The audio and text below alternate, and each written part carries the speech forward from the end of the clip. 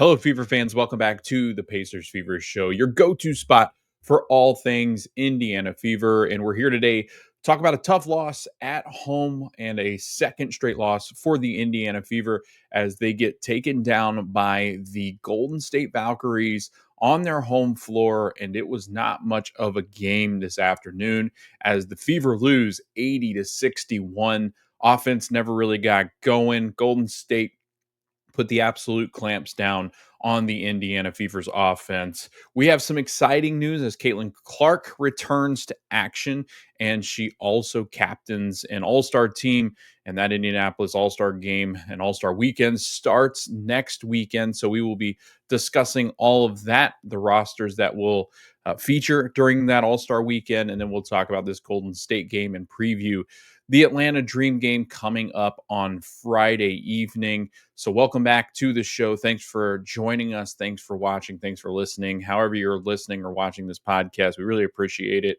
We're over on YouTube at the Pacers Fever Show. So if you want to like, subscribe, and comment over there. And then we're anywhere that you can get your audio version of the podcast. So again, thanks for following along. Thanks for joining. It's been a lot of fun so far. And we are making our way through this WNBA season. We are now after 19 games, the Indiana Fever are looking to get back on track and try to right this ship as they have really struggled to stay consistent. And a lot of that has to do with Caitlin Clark missing about half the season so far. And it's been a tough sledding for this Indiana Fever team as they've dealt with all sorts of different things on and off the court. And they were hoping to do better with Caitlin back on the floor. But unfortunately, on Wednesday afternoon, that did not happen. This game was at 12 p.m. Eastern time, and it was the kids' camp day, I believe they call that, at in Gainbridge Fieldhouse. They invite a bunch of the kids out to come enjoy a basketball game, and so they were the first ones to kick it off. I think there's 3 games on during the afternoon that will typically be played during these kids' days, and the Fever were the first one. So we're going to talk about obviously that Indiana Fever game and what went wrong and anything that might have went right. I think there were a couple things that we can take from this game that are some silver lining, and we can look forward to a game against a team that we've really struggled against and a team that I think presents one of the biggest challenges for the Indiana Fever just based off of their personnel. You always have these teams that are difficult matchups, and I believe the Atlanta Dream are one of those teams. And it looks like Golden State is also a team that presents quite a challenge for the Indiana Fever. But I don't really think it's in the way that Atlanta does. I think that Golden State's biggest thing is they play really well as far as a team's concerned. They don't really have that star player because they're an expansion team. They've really not had that ability to go out and get a superstar. They will rely on a couple of players to really carry them through, but they play some really good team basketball. We saw some really good defense from this Valkyries team. They're the second best defensive team in the WNBA, right behind Minnesota. And I don't mean right behind, I mean they are the team behind them. They are, I think, 3 or 4 points off as far as defensive rating is concerned. Sorry, I couldn't speak there for a minute. But yeah, I went back and watched this game, got home from work and put the game on, and it looked like a 12 o'clock basketball game in the middle of the week as there were some empty seats, but there were a lot of kids there screaming, having a good old time. Freddie Fever's birthday was today, so a bunch of the mascots showed up and showed out for his birthday, and so that's really exciting. Boomer was there. I believe I think the Indianapolis Indians, I think they have a mascot that was there. A couple other local mascots. I couldn't quite make out who they all were, but it's always fun when a mascot has a birthday because they usually invite teams that are currently playing on the road. They'll invite some of their mascots to fly out to Indianapolis and they'll put them up and they show up for their birthday. So it's pretty cool. And it was a kid's day. So pretty exciting day, I think, in the city of Indianapolis as the Fever play a afternoon game, which they typically don't do in the middle of the week, obviously, and pretty decent turnout. But again, like I said, there were some seats that were empty just because I think of the start time. And Golden State, I mean, They have the best attendance record in the WNBA right now. I think they're over 19,000 a game showing up to their home games. They are a very good home team. The Valkyries are. They are 7-3 at home. And coming into this game, they were 2-6 on the road. So a team that is very Jekyll and Hyde when you take them off of their home floor. And tonight, or today, sorry, it didn't really impact, I think, the way that the Valkyries came out and played this game. I mean, early on, it looked like the Fever were going to be able to control the pace. And through the first quarter, and I'd say quarter and a half, the Fever really dominated. I thought that they played really well as far as the pace was concerned. I thought they were getting on and running, getting easy baskets in transition, not letting the Valkyries set that defense that is so stifling at times, and doing a nice job on the boards to start. But as the game progresses, you can really start to see, and you really did start to see, the Valkyries took over. I mean, they slowed down the pace of play. I didn't think that the Fever did a very good job of getting downhill. I think that the inserting of Caitlin Clark is obviously something that's going to present a challenge for a team that really hasn't. I mean, especially with this group as a whole. I mean, I don't think that this group has ever played a game together because you throw in Ari McDonald now. So a lot of new looks, I think, for the Indiana Fever. A lot more Caitlin Clark off the ball, and I know that was a big topic, as Stephanie White did say in her press conference. I think it was yesterday when she was talking more about Caitlin Clark coming off of the ball and being a more of a secondary point guard, shooting guard type of role, and giving her some rest and a little bit of a break rather than having her dominate the ball when she's out there and try to create her own at the point guard position. So she oftentimes was playing off ball. Ari McDonald got the start in this game. Lexi Hull to the bench as Caitlin Clark returns after, I think it was a 5-game absence for that groin injury. So she's now missed time for the groin and the quad, and I think right at 9 to 10 games that she's missed so far, um, which is right at half the games that they've played. And so it's been really tough, I think, for the Fever to figure out how to get into these grooves and really start to hum as an offense, just because I think the type of basketball they play, the type of ball movement that they rely on, a lot of different actions, a lot of screening, a lot of rolling, pick and roll, back cuts. I mean, there's all sorts of things that this Fever offense does, that I think it it helps to have players out there who have played consistently together. And that's something that this team has not been able to do just because of the Caitlin Clark injuries. And then you add in new pieces into rotations. You get Ari McDonald on that emergency contract, and she ends up working out. So you end up signing her, and she becomes a secondary ball handler. They insert her into the starting lineup when Caitlin Clark is out. Her and Sydney Colson splitting time. Sometimes Ari coming off the bench, sometimes Sydney coming off the bench. You have Michaela Timpson, who is starting to play a big role for this Indiana Fever team because Dewana Bonner is now with the Mercury Sun, and that was announced, I think, yesterday as well. She will join her fiance in Phoenix, and so that never really worked out, and you had all the inconsistencies of Dewana being around the team, and Stephanie White's had to miss games for personal reasons. So I feel that the Fever are, and not to point blame, and I'm pretty sure Stephanie White and them will not accept this kind of blame, but it's hard not to, at least, or sorry, these excuses. It's hard not to make an excuse for this Fever team because they just have not had a consistent run of games where you've had your whole lineup intact, where you've had your coach there. It's just been a very difficult first 20 games of the season. I don't think it started at all like everybody had thought it would. I think the Fever were one of those teams that could have been a dark horse contender. And so far this season, they're a game under 500. They're 5-6 at home. They've not been able to take care of home floor. They've not been able to take care of the basketball, struggled in the paint, defending the paint. They've played pretty well defensively. I think that's something that they kind of hang their hat on right now, because I do believe that there's just not been enough consistent play and consistent playing time to get the offense going in the way that they want it to go. And at the beginning of the season and the preseason, Stephanie White talked about just how much they wanted to play with pace, with movement, and just it's not pan out the way that they've really wanted it to so far. And I think as games go on, it will be better. But there were moments in this game in the second quarter and the fourth quarter that were very disappointing on the offensive end. It was a really tough night shooting the basketball, a tough afternoon shooting the basketball. There was not really anybody that got it going, so it was really kind of hard to rely on somebody like Kelsey Mitchell or Caitlin or Aliyah Boston to provide that punch that they normally do.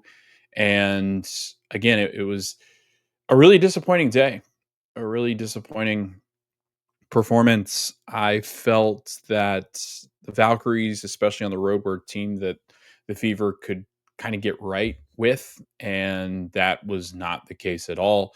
And kudos to the Valkyries; they came out and took advantage of this Fever team that, again, has not been able to really get anything going in the right direction. Like we talked about, they've not put 3 wins together in a row since the start of the season, and so it's just been a couple wins there, a couple losses there, 3 losses there. It's been tough. So let's get into who performed well. And it was mostly Golden State as Kayla Thornton had 18 points. Veronica Burton was on fire from three. She shot 5 of 6 from behind the 3-point line, had 21 points. I thought Tiffany Hayes really controlled the glass well. The Valkyries got offensive rebounds when it mattered the most. Temi Vagbenle got 2 offensive boards. Kayla Thornton had 3. They had 3 offensive boards off the bench with Amahir, Salon, and Chen. And they got really good production from everybody that came off the bench. They all contributed.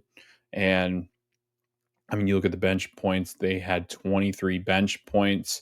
Billings with 5, Amahir with Amahir with 4, Salon with 4, Chen with 5, and Late with 5. That did not even include Stephanie Talbot, who's played minutes for them this year, and Cecilia Sandalissini, who is another really good option off the bench. This is a pretty deep team. I mean, it's interesting because when we talk about the Valkyries and when everybody discussed the Valkyries, it was as if this team was built with a bunch of, I wouldn't say outcasts, but outliers from different teams. In the expansion draft, the Valkyries kind of pluck off sixth women, like people off the bench or role players that have been pretty decent in this league. And they put together a really good team, and how they move the basketball and the way they defend is majorly impressive, just because when you throw a bunch of players together, it can be very difficult, especially when you have to select a whole team of players. It can be very difficult to get them to buy into a defensive method. And the fact that they are second best in defensive rating. Sorry, I can't even say that word. I don't know what's going on. With defensive rating, uh, to have a number like they do, to keep opponents below the 70-point mark, which they've done quite a bit. I think they said when their opponents have scored 70 points or less, that the Valkyries are now 9-0. So that's impressive. I mean, their wins come off of their defensive intensity, their ability to just shut teams down. And I think because they don't have a typical prolific scorer, I mean, they've got Kayla Thornton who can score. There's moments where Kate Martin has been really good. Hayes and Burton have been good. Billings. They don't really have that person like Aliyah Boston or Caitlin Clark, and I guess even Kelsey Mitchell at this point. Like, they don't have that bona fide star that's going to carry you on nights, so they rely heavily on the team aspect, and I think that works well for them.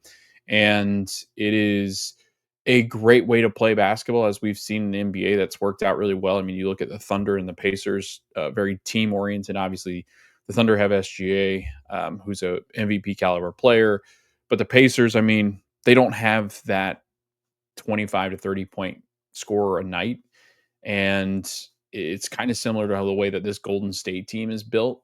This team is centered around ball movement and getting open shots by moving the basketball, getting into the paint, and then distributing from there. And I thought they did a really nice job of that against Indiana tonight. If you look at the Fever, the highest score on the Fever, Kelsey Mitchell, she was 3 of 13, 1 of 5 from three. And I thought really struggled in this game, had three turnovers, was a minus 16. And she just looked out of sorts. I mean, she didn't have it tonight shooting the basketball. A lot of them didn't have it shooting the basketball tonight. And that can dig you into such a hole. There were three different moments where Golden State went on 9-0 runs, and it was uh, at a time where the game was really starting to turn. They put two 9-0 runs on the Fever, and that was I think it was the end of the first, beginning of the second, the end of the second, into the third, and that was ultimately what I felt was not only the turning point, but also the point that solidified Valkyries win on the road. They Valkyries went on a 24-2 run between the second and third quarter. And it just, I mean, there was nothing created on the offensive end. Every time Aliyah Boston would get touches in the paint, or Kelsey Mitchell, or Caitlin Clark, even Natasha Howard, there were doubles, triples. I mean, there were times where there were four Valkyrie players in the paint defending. There was one time Leah Boston's triple teamed and couldn't quite get out of it, and fumbled the ball away. It was, I mean, they were met with pressure everywhere they went, off screens, off the ball screens. I mean, everything that they were doing, the pick and rolls were met with doubles. They were oftentimes trapping at half court. I thought that the Valkyries did a nice job of, switching and not allowing the Fever to get out and run and get their defense into precarious situations where you're running downhill at them with a mismatch because you've gotten the screener to knock out the defender. And I just did. I felt like that the Fever just couldn't get anything easy. And when they started to roll a little bit there in the third quarter, it was quickly put out after the Fever cut it to 5 in the third. That's when the Valkyries step on the gas, and I felt had it back to, I think, a 12-point lead within a matter of like minutes. And so that, I mean, once that happened, once the Fever, that big run that they went on in the third had been put out, that's when I felt that the game was over. I didn't feel like it was even close in the fourth quarter. And then you had offensive rebounds in the fourth that just, any chance that the Fever would have had getting back into this game, it was just not possible because they just kept losing the basketball as far as possession. I mean, you get offensive rebounds, you had turnovers in the fourth, and it ultimately leads to their demise. They had 14 turnovers, Valkyries had 16, so they did win that side of it, but it felt that the live ball turnovers and all the turnovers were just at moments where the Fever were trying to gain some momentum and get some footing, and it just didn't happen. The biggest thing here, though, is the Fever couldn't hit shots, and a lot of it was the defensive pressure by Golden State. There was just not an ability to get open for the Fever players. And I think with the rotations having to be the way that they were, because Stephanie White and Caitlin Clark does not like the minute restriction thing. So they were trying to spread out her minutes and do burst instead of like the longer, 8 to 10 minute quarters that she can play. They were spreading them out into like 3 or 4 minute burst and kind of sprinkling them across the game. I think when you do that, obviously with a player like Caitlin, I think that's difficult to get into a groove because you're removing and constantly removing people out of the rotation. So once you start to get something going on the offensive end, I think it's more difficult the more that you're changing that up. And in theory, it works, but oftentimes when it's put into play, it just doesn't give you that offensive consistency. And I think that was somewhat what was lacking, but it was mostly just their inability to get good shots, open shots, and uh, really no contributions from anybody outside of Caitlin, Kelsey, and Michaela Tempson. I thought Michaela was actually the best player tonight on the court. She had 10 points on 5 of 9 shooting. She had 4 defensive rebounds, 6 rebounds total, 2 on the offensive side. She had 3 steals, 2 blocks, and she's got a nice little face. She almost has like a little Dirk Nowitzki fader. It's pretty nice that she was putting up, and she's turning into quite a player. I mean, this is a rookie out of Florida State, and I felt that she really, I mean, the way that she rebounds, the way that she doesn't give up on a play. I mean, she knocked a couple loose and got some steals because the Valkyries fell asleep when they rebounded the basketball. That's when Michaela was able to get a couple of those steals. And I feel that she is going to be massive going forward because Dewana Bonner is missing, and she's very similar in the way that she is built and I think can play.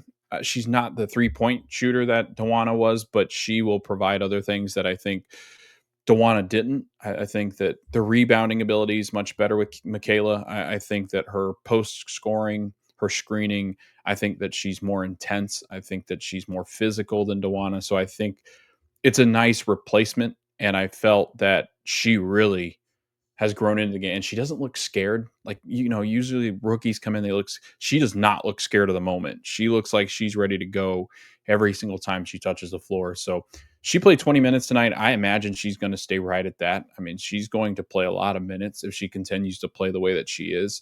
And she's been uh, impressive, to say the least, in the last couple of games. Looking at some other things, like I said, Lexi Hull went to the bench and came off the bench. She did play 24 minutes. I expect her to play a lot of minutes. She's kind of like that sixth woman that they'll use, and she'll be uh, somebody they rely on to bring in a lot of intensity and rebounding off the bench. She had 9 rebounds tonight, 4 offensive rebounds, and that's just what she does. She comes in, she mucks things up defensively. She'll hit threes. Didn't have that great of a night tonight shooting the basketball, but you can rely on her to do so much off the bench. Same thing with Sophie Cunningham. And once Sophie starts to find her groove, she's starting to hit some threes now. So once she starts to find her groove, and then now you have Dantas who came back. I don't think the plan was to play Damiris Dantas. She was on the bench through the first half, and they said that the plan was pretty much just kind of ease her back in because of the intense load of games that she had in the AmeriCup. But at halftime, and as the third quarter goes on, and the Fever were getting stomped in, uh, Stephanie White had really no choice but to throw her out there. She only played 9 minutes tonight. She did have a field goal and 2 free throws. She had 4 points, but she's been carrying that Brazilian national team. I think she had 35 points in the final. And so she's been on a hot streak for the Brazilian national team. So I'm excited to see what she will provide coming back to the Indiana Fever, because she's a really good young player that I feel can make an impact in places that they've really missed as she's been away from the team, I think since June 24th. So it's been a couple weeks that she's been away. And so, again, I think their bench is going to be really productive. I feel that they've got a really complete team, the Fever. There's just it's just been, I think, just a whole lot of just inconsistency. It's like I said in the last episode, it's been a roller coaster because of all the things happening. They just need a normal period of play. I just don't feel like they've been able to find any kind of groove with all the absences and the rotation changes and Stephanie not being there for some of the games and practices. But now, as they kind of regroup, they need to regroup, resettle, get into what makes them good, and that's pace, and then playing well defensively. They're still a good defensive team, the Fever. And I think the more that they can get teams to turn the ball over, the more efficient their offense is going to be to get out in transition and really get out in the pace that they want to play. But tonight, they couldn't do it against the Valkyries, and that's in part to the defense that Golden State plays. So they do lose this game. The Fever drop below 500 once again. They are 9-10. Let's go through the WNBA standings, and then we're going to talk about the Atlanta Dream. And then to finish out this episode, we will be discussing the All-Star Game, which is going to be July 18th and 19th. So that is next Friday and Saturday when the All-Star Game will take place. Minnesota Lynx in first place in the WNBA, 17-2. Phoenix Mercury, 13-6 in second place. In third place, the New York Liberty at 13-6. In fourth place, Atlanta Dream at 12-7. The Seattle Storm in fifth place at 12-8. In sixth place, the Golden State Valkyries at 10-9. In seventh place, the Indiana Fever at 9-10. And then in eighth place, the Washington Mystics at 9-10. In 10th place, the in ninth place, the Las Vegas Aces, 9-10. In 10th place, the Los Angeles Sparks at 6-13. In 11th place, Dallas Wings at 6-14. And then in 12th place, Chicago Sky, 5-13. And then in 13th, rounding out the bottom of the WNBA, Connecticut Sun, 3-16. So there's some separation beginning right around that last playoff spot. So like I said, the Fever are in seventh out of the eighth playoff spots. The Mystics are the team behind them. They're even with them on record. So the Fever have that advantage. But the way things are going, it's starting to look like the Sparks and Wings are losing a bit of ground here. And it'll be interesting to see how the next week or so goes, because I feel at the All-Star break, you're going to get a good sense as to the teams that really, I think, could make a push for the playoffs. You'll have I think you're over halfway through the season when you get to the All-Star break with some of these teams. I think some teams are at 23 games and some are at 22 when that All-Star game happens. Fever right now are at 19. And they play 4 games. So they'll be at 23 games after right at the All-Star break. So they will be halfway through the season already. And it's not really a good spot where the Fever are halfway through the year, especially with the expectations that they had. But with that being said, they're only 4 games out of the second place spot. So it's not that they are in trouble, I would say, but they are going to have to start putting together some wins. And up next is a team that I feel is probably their biggest matchup nightmare, in the fact that Atlanta has such great size, good scoring, can score in the paint, can defend really well. I feel that they are a team that the Fever will continue to struggle with, and Friday night's game will be very interesting because the Dream come into this game in the 4th place spot, and they're 6-4 in their last 10. On the road, they've been okay, and they've been able to play well against the Fever at Gamebridge. So I'm interested to see how this game will shake out. The last time that the Fever played Atlanta, it was not great. uh, they lost 77-58 in that game on June 10th. And then you go back to May 22nd, where the Dream lost on their own home floor, 81-76 against the Fever. But they had won a couple days before, Tuesday, May 20th, at Gamebridge, 91-90.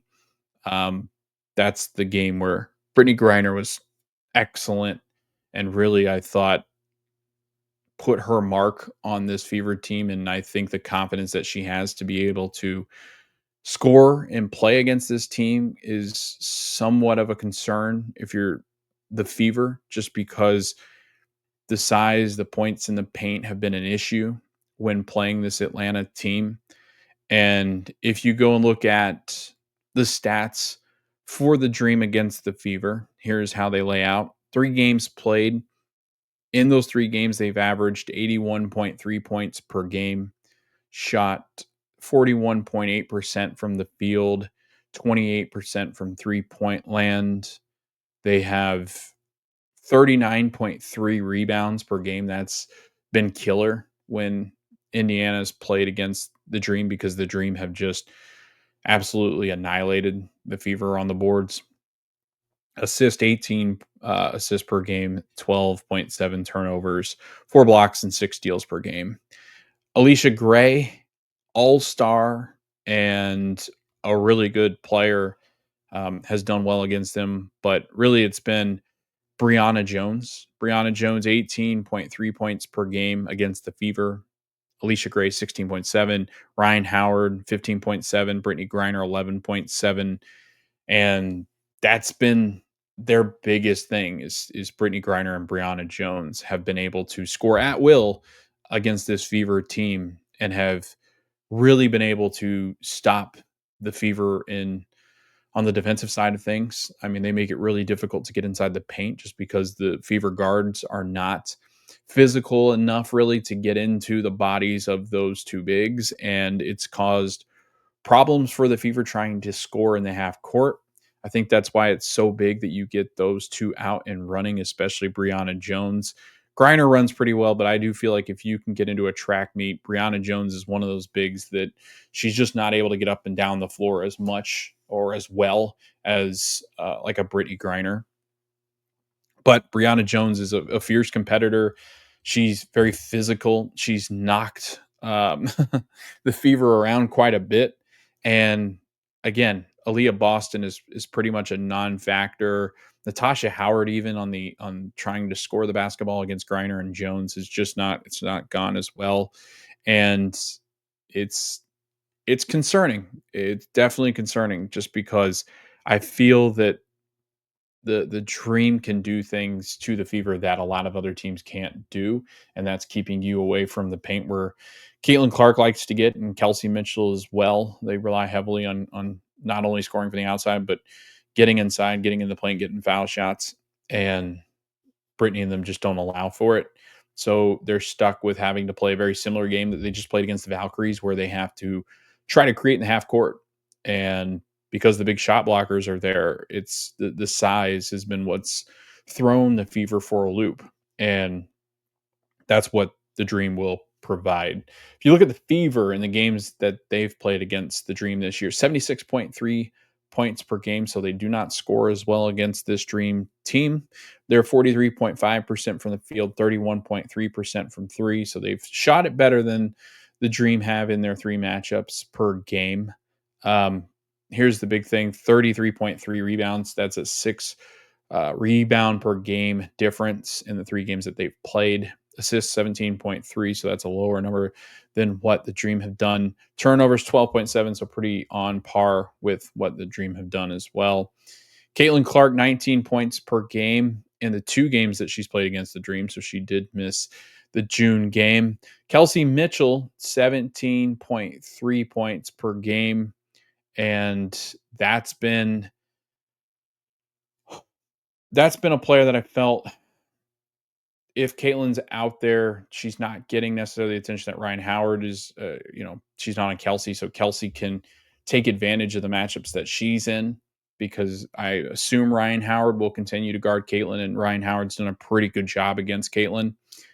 Natasha Howard, 15.7 points per game, so decent. But again, like I said, Brianna Jones and Griner do cause problems in the paint and trying to score there. Ari McDonald, in the one game that she played against him, 14 points. Aliyah Boston, 3 games, 11.7 points per game. And she's been someone, I think that, if I can remember correctly, she's been in foul trouble a couple of times. So is Caitlin Clark against against the Atlanta Dream. Caitlin's averaging 4 fouls a game in the two games. So she's had 4 fouls in both games that she's played against the Dream.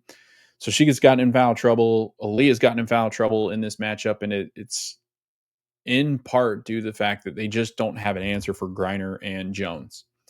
You stop one, the other one starts to go. There's not really a way that they can stop both of them. I'm assuming Michaela Timpson will get some run at them. I just don't know how that will go. Those two should be able to eat Michaela Timpson alive in the paint. I mean, a rookie going up against two of the better bigs in the league. I just, and the physical and the veteran presence that they have, it's just not been a good matchup for this front court for the Fever, and I don't assume that that's going to get much better. They don't really have a stopper when you're talking about in the paint. And Natasha Howard's won defensive player of the year before, but I just feel like she's long and lanky. She's not built big enough to defend with Griner and try to mess her up because Griner's so much longer than Natasha is. And then you look at Brianna Jones, who's just a bigger body, who's a brute force and will pinball you around. So it'll be interesting to see what the Fever can do against the Dream, because I feel that, I mean, this is a team you kind of want to avoid at all costs in the playoffs, at least in the first round. I just feel like you don't want to match up with them, especially on their home floor. I mean, that Atlanta crowd's pretty ruckus, and they've just had the Fever number, I feel. And I feel like that will continue. I'm concerned that the Fever will lose 3 in a row. I mean, that's how good Atlanta has been against Indiana. This game's on Friday at 7:30 p.m. Eastern Time on Ion at Gainbridge Fieldhouse, and the Dream will have come in not having played since Monday. They actually just played this Valkyries team that came to Indianapolis. They beat the Valkyries 90-81 on their home floor. Gray had 24 points, and if you look at the box score in that one, again, I think it's telling with how good this team is and what you have to try to deal with when dealing with the Dream, because they do have a good bench as well. But in that Valkyries game, the Dream, Brianna Jones, 14 points, Griner, 11 points, um, Alicia Gray, 24, Ryan Howard, 15, Naz Hillman, 16. So good production off the bench from Naz. Nia Coffey's a really good bench player for them as well. And then you've got Pow Pow, who has played well against the Fever too, but Maya Caldwell, good minutes off the bench. So they get good production from their bench players. And I mean, Naz Hillman, I was really impressed with the last time when we saw her too. So it's a tough matchup for the Indiana Fever coming up on Friday, and I'm looking forward to it. But they will have their hands full with this Atlanta Dream team. I love that because of the Dream Team aspect of it. But looking ahead to the All-Star Game, so this will be again next weekend, July 19th will be the All-Star Game at Gainbridge Fieldhouse. I think July 18th is, I think it's the 3-point contest on the 18th. I think they do like a skills challenge. So I can't remember what they do on the 18th. But the team rosters for the 2025 AT&T WNBA All-Star Game were selected by All-Star captains Caitlin Clark of the Indiana Fever and Napheesa Collier from the Minnesota Lynx. Clark selected Fever teammate Aliyah Boston with the first overall pick. Collier then chose Brianna Stewart of the New York Liberty with the second pick. The All-Star Game again will be Saturday, July 19th at Gainbridge Fieldhouse in Indianapolis, home of the Indiana Fever, 8:30 p.m. Eastern Time on ABC, ESPN Plus, and Disney Plus. Starters from the 2025 AT&T WNBA All-Star Game, as selected by fans, current WNBA players and media, were unveiled on June 30th. Clark and Collier were named as team captains by virtue of being the two starters with the most fan votes. Clark finished with 1,293,526 fan votes. Collier received 1,176,220 fan votes. Clark and Collier drafted the WNBA All-Star Team rosters from a pool of players voted on, and made picks without regards to a player's conference or affiliation, and then also their position.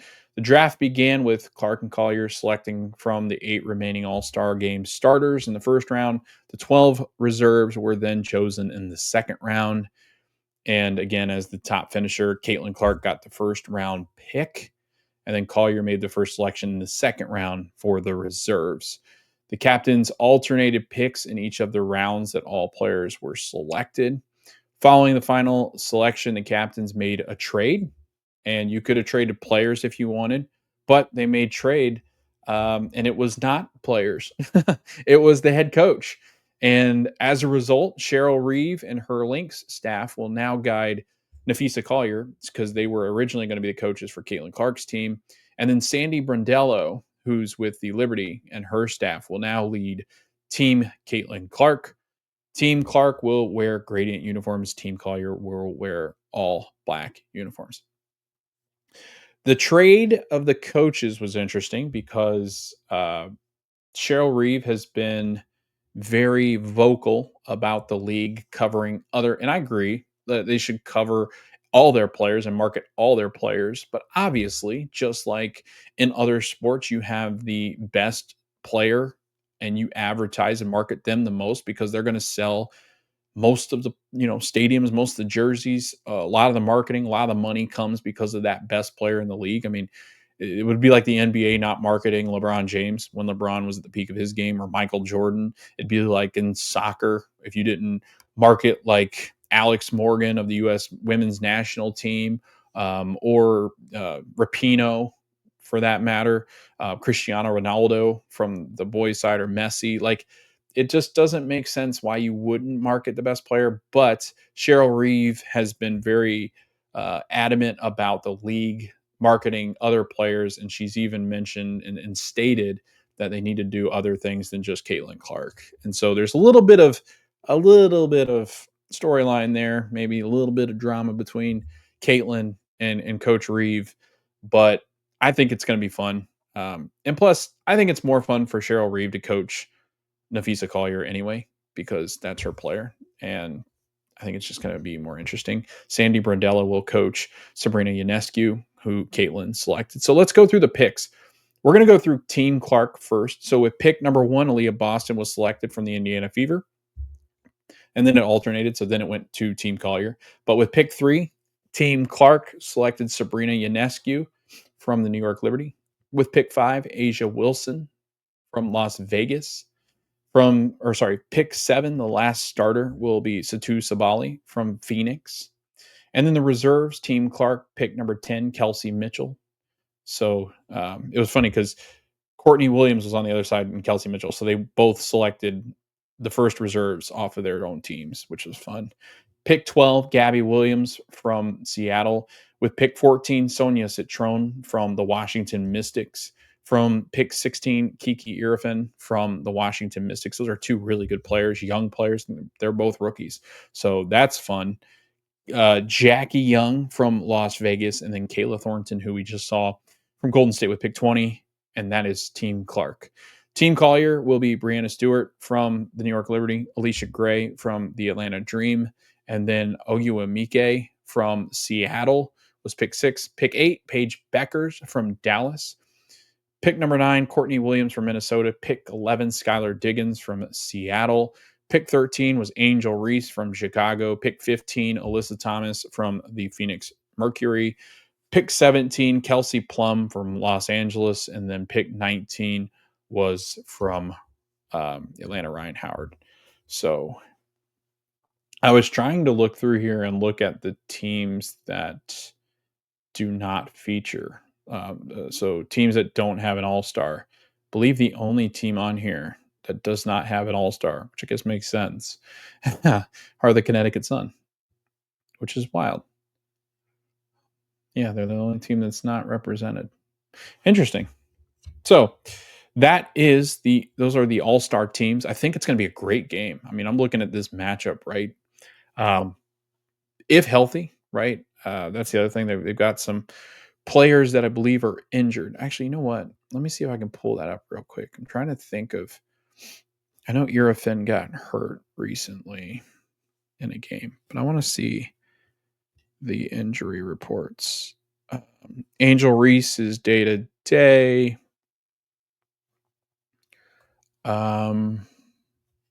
Asia Wilson day to day with a wrist injury. Both are questionable to play in their next game.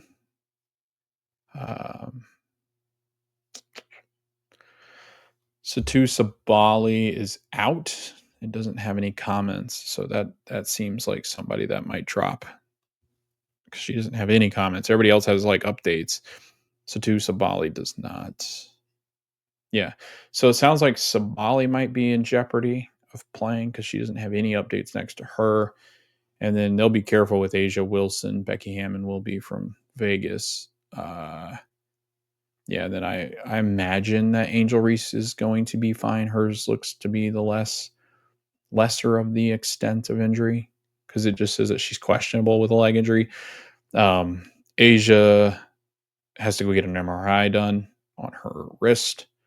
So that usually means it's a little bit more of a concern. And then Satu Sabali, like I said, there's no update on Satu. She's averaging 19 points per game, 7 rebounds. Satu is. Um, yeah, I don't see.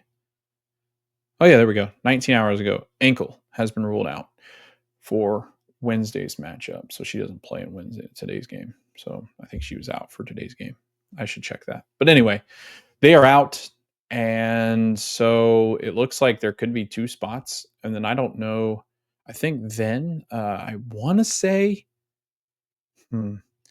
coaches have selected in the NBA. Commissioners have selected before too. I wonder who would be in charge of selecting. Well, here we go. 3-point contest presented by Starry, the drink, will be July 18th, beginning at 8 p.m. Eastern time on ESPN. So, no, 3-point contest and the skills challenge, 8 p.m. Eastern time on Friday the 18th. So, not this Friday, but the following. So, we'll tune into that. We'll be live tweeting that. And then we will definitely be watching the All-Star game. That'll be a lot of fun. Aliyah, Kelsey, and Caitlin playing in that game. Last episode, we had talked about maybe Caitlin not playing in these games leading up to the All-Star game, but that has now happened. She's now played, and so I think she'll be good to go for the All-Star game. The biggest takeaways from that, it's cool to have 3 All-Stars. You want them to stay healthy. I almost feel like they play more intense than the men do in their All-Star game. So you worry a little bit about that because you don't want to see anybody get hurt. But you also want to see a competitive game. It's a really weird, like All-Star games are tough because it's a lot of, there's no break for the players that make the All-Star game, and they're the best players in the league. And there's no break. So and a lot of times they've played summer with their countries, or like in this instance, like they've just played, like maybe some of them have played with countries in Eurobasket. It just, the more things they add to these players' plates. And, nowadays, when you're young, you play travel ball, 8 games in a weekend. We used to play like 3, maybe 4, but some of these kids are playing like 8 to 10 games in a weekend or a week. And that just crushes your body. And then you get into the WNBA, and then the draft, and the way that the college basketball game ends, like you have like a month in between when college basketball ends and you start your rookie year in WNBA. And then you've got like the Olympics, and then you've got different priorities and stuff. It's just, there's so many things going on nowadays. I think the WNBA benefits from only playing 44 games in a regular season and then the playoffs. So there's not as many games, but I still feel like it's all money related. It's all, how can we make more money? Well, you play more games. That's how. And then you expand the leagues, and then you play more games against them. So they'll no doubt be up to 50 games at least, probably, when they get to the expansion, at least. So yeah, I'm sure the travel will be a little different as they start to expand. They will push them into conferences. I would expect that by 2030 that we have, because by 2030 I think they're going to add 5. They'll have added 5 more teams to the 13, so there will be 18. Maybe you don't do. I don't know. I don't know what the playoffs will look like. I don't know if it'll be like 4 aside, or yeah. It'll be interesting to see how because that'll be 18 teams. So there would be technically, I would almost say that they would do like, maybe they'll do like a bye week. I don't know. I don't know how that'll work with 18 teams. I don't know how they'll break that down, but that'll be something in the future that we'll discuss. But the reason why I was saying that is just because as they add more teams, as they add more games, there will be more playoff games. There will be more, intense games towards the end of the season because the more teams you add, the closer these races will be. So I always worry about the additional games that are added to these team schedules and then having obligations to other national teams, and sometimes they play those 3-and-3 tournaments in the preseason. They have WNBA players do, and then I don't know. I just don't agree with all the basketball and all the games and stuff that they play on any professional. I think the only professional sports league that hasn't really taken advantage of, they've played one more game, is the NFL. But soccer has added tournaments and leagues and competitions. Baseball has added, um, I think, shorter breaks in between playoff games and playoff, runs. The NBA added more playoff games, and they tried to eliminate back to backs as much as possible, but they should get rid of those completely, I think, in my opinion. I don't know. It'll be interesting to see what happens. I think there's a point coming for a lot of sports that there's going to be discussions about workload management and not wearing these players out as much. Like, I get you pay them a lot, but it doesn't mean you own them. So anyway, that was my rant for today. Thanks for watching. We really appreciate it. So far, we've gotten some really great support. And this has not been the most ideal season for the Indiana Fever. Just some last thoughts here. I mean, like I said, the inconsistencies of rotations and players in and out and coaches, it's just been difficult for them to find a groove. I think if Caitlin can stay healthy now, and I think that there's a better chance now that she does stay healthy. Otherwise, then you're really talking about just an injury riddled season that you can write off. But I feel like she's good now, and they've eased her back in, and they've tried to make sure that she was completely right. I do believe that she will continue to stay healthy, and now you can start to make your push a little bit here, because they need to start stacking wins to be a game under 500. I know you're in a playoff spot and you're still in striking distance, but as we start to get into the, you know, 30s as far as games are concerned, when you're starting to get to game 33, game 34, you quickly start to run out of time, right? So it needs to start happening, and it needs to start now. I mean, you've got games left on your home floor. Oh, that's what I wanted to do. I wanted to bring up the Fever's schedule, because I'll read off the games that they have left in July. So again, Friday, July 11th against the Atlanta Dream, 7:30 p.m. Eastern Time on Ion at Gainbridge Fieldhouse. Sunday, July 13th versus the Dallas Wings at 1 p.m. Eastern Time on ABC and ESPN Plus, Gainbridge Fieldhouse. Then they travel out to Connecticut for Tuesday's game, July 15th, against the Sun at 8 p.m. Eastern Time on ESPN at TD Garden. I believe that's the game they're playing in Boston. Wednesday, July 16th at New York Liberty, 7:30 p.m. Eastern Time on CBS Sports Network in the Barclays Center. Then they head back to Indianapolis. They will play that All-Star Weekend, the 18th, 19th. Then they will head back out to New York to play the Liberty once again at the Barclays Center on Tuesday, July 22nd on ESPN and ESPN Plus at 8 p.m. Eastern Time. Then Thursday, July 24th, they'll host the Las Vegas Aces at home, 7 p.m. Eastern Time on Prime Video at Gainbridge. Sunday, July 27th at Chicago Sky, 3 p.m. Eastern Time on ABC and ESPN Plus in the United Center. And then Wednesday, July 30th, they will see Dewana Bonner back at Gainbridge Fieldhouse for her return, which will not be pretty. It will be July 30th. Again, that's a Wednesday, 7 p.m. Eastern Time on ESPN3, Gainbridge Fieldhouse. So looking forward to that. A little bit of redemption there. And then once they start August, they go back out west again. And so that's why, I mean, they've got a really tough stretch after, like, I guess leading up to the All-Star break, and then right after, the schedule gets really tough here for the next couple of weeks. So not a good position for the Fever to be in, if I'm being completely honest. I mean, you've got to play a lot of really good teams in the next stretch of a couple of weeks. It's a good time to get right, because then you got some confidence, but it's going to be hard to get right because of the teams that you're having to play. And then just the schedule and travel alone will be very difficult because to start August, they start 4 games out west: Dallas, Seattle, Los Angeles, and Phoenix. So, yeah, that's going to be tough. That's going to be really tough. So, we will see what happens with the Fever. We will be back. We will be back after Friday's game to recap what happens with the Fever against the Atlanta Dream. Think, the keys to those games: keeping the Dream off the glass, running out in transition and scoring in transition, and then obviously limiting those turnovers and trying to get some points in the paint and not let them dominate the points in the paint. Those would be my real quick 4 keys. But yeah, thanks for watching. Thanks for listening so far. If you got this far in the episode, we really appreciate it. Looking forward again to recapping this game and then that lead up into the All-Star break, where we will be talking about all things All-Star weekend.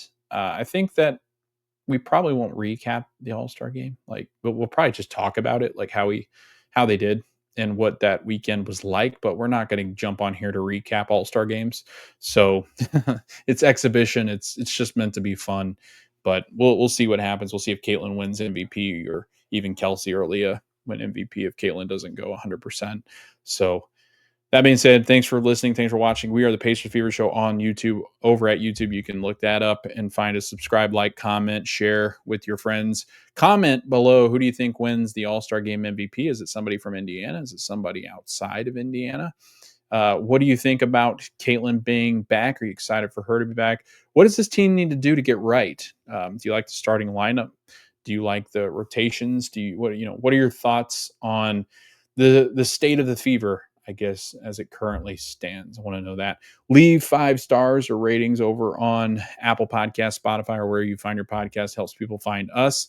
Leave some comments and reviews, and we really appreciate the support so far.